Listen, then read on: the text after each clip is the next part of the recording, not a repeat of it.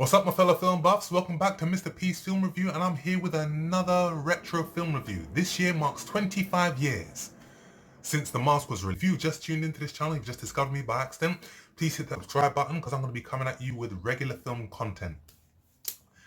The Mask was directed by Chuck Russell and it stars Jim Carrey, Cameron Diaz in their debut role, and Peter Green. The Mask was one of 3 films that Jim Carrey released in 1994, the other 2 being Ace Ventura, Pet Detective, and Dumb and Dumber. The Mask tells the story of Stanley Ipkiss, a downtrodden banker brilliantly played by Jim Carrey, who one night discovers a mask.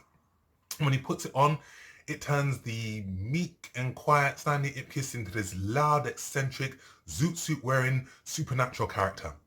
It helps him to win the attention of Tina, a nightclub singer, played by Cameron Diaz, who Stanley falls in love with, and at the same time, it helps him to cross paths with the vicious gangster Dorian Tyrell, played by Peter Green, who happens to be Tina's boyfriend. The Mask helped catapult Jim Carrey's career into the stratosphere. It made him a household name.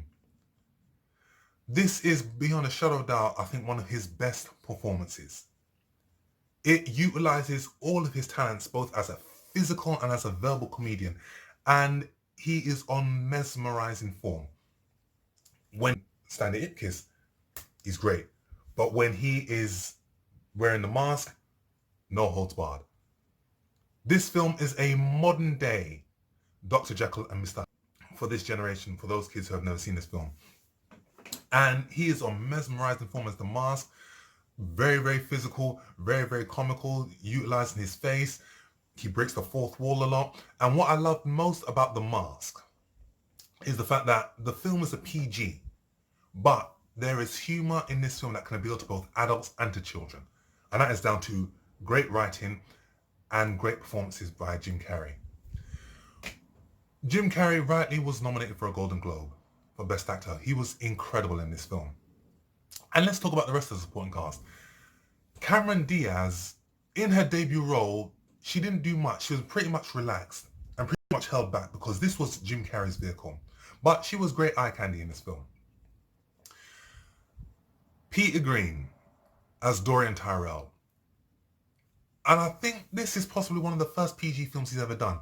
But Peter Green will forever be known as Zed from Pulp Fiction. Can't get away from it. We'll always know him as that character. But as Dorian Tyrell, he was great. And I thought that what made him even more better and brought out his comedic ability to some extent was when he was interacting with the Mask. One of my favorite scenes is the nightclub scene. Hold me closer, Ed. It's getting dark.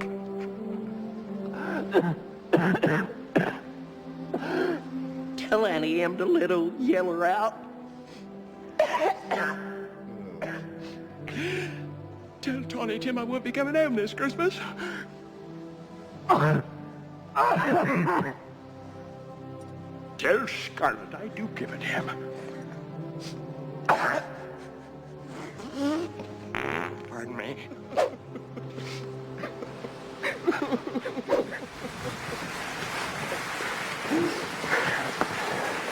Thank you. You love me. You really love me.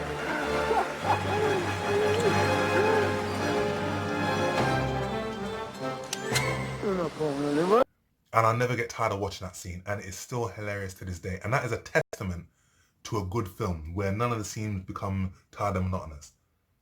They can still hold their own, and that is one of the many scenes that I enjoyed about The Mask, and especially some of the musical numbers as well. The visual effects in this film are top-notch.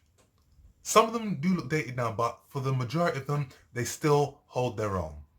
The visual effects in this film were handled by Industrial Light and Magic, Hollywood's premier visual effects house, owned by George Lucas. They have worked on countless blockbusters. They won numerous Academy Awards. They've worked on such films as Back to the Future, Star Wars, Jurassic Park, Indiana Jones, Death Becomes Her, Who Framed Roger Rabbit, Minority Report. They worked on The Avengers. They worked on War of the Worlds. And the visual effects in this film still hold their own. especially when the mask becomes all animated and starts turning into different characters. It works brilliantly. And The Mask was nominated for an Academy Award for Best Visual Effects, but lost out to another film that Industrial Light and Magic had worked their magic on, which was Forrest Gump. But 25 years on, The Mask can still hold its own. It is still an enjoyable film. It cast Jim Carrey, like I said, into the stratosphere. And from then, that film onwards, his career went from strength to strength. He went on to do such films as Batman Forever. He played the Riddler. He went on to do Liar Liar. But he also showcased his dramatic ability as an actor. Not a comedic actor, as an actor. And he worked on such films as Truman Show, Eternal Sunshine of the Spotless Mind, Man on the Moon. And he showcased himself to be a very, very multi-talented actor. But The Mask, great writing, great visual effects, great performances, and it's still a great film. It can still hold its own to the day, and it's still one of the best films from 1994. So I'll give this film a very, very strong 8 out of 10. So, there you have it. That's my review. Like I said in the beginning, subscribe to this channel. Leave your comment. What is your favourite Jim Carrey film? What is your favourite film from 1994? Follow my boy Joe Cobra. Follow Alicia Myton, who's coming up with some new content very, very soon, which I'll be uploading to my channel. And I shall see you on the next film review.